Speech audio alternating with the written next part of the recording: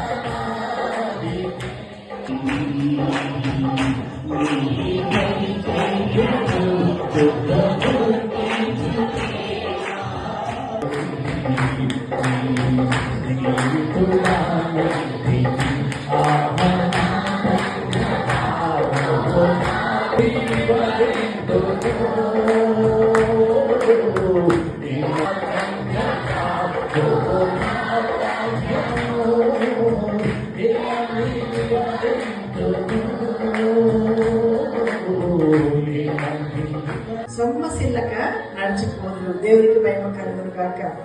ఇక్కడ చక్కని వాక్యాన్ని మనం ఈ రోజున ధ్యానం చేసుకుంటున్నాము. ఏమనంటే, సొమ్మశిల్లిన వారికైనా బలాన్నిచ్చి నడిపించేవాడై ఉన్నాను. ఈ రోజున మన జీవితంలో మనుషులు సొమ్మశిల్లడానికి ముఖ్యమైన కారణం ఏంటంటే వారి యొక్క పొరపాట్లే.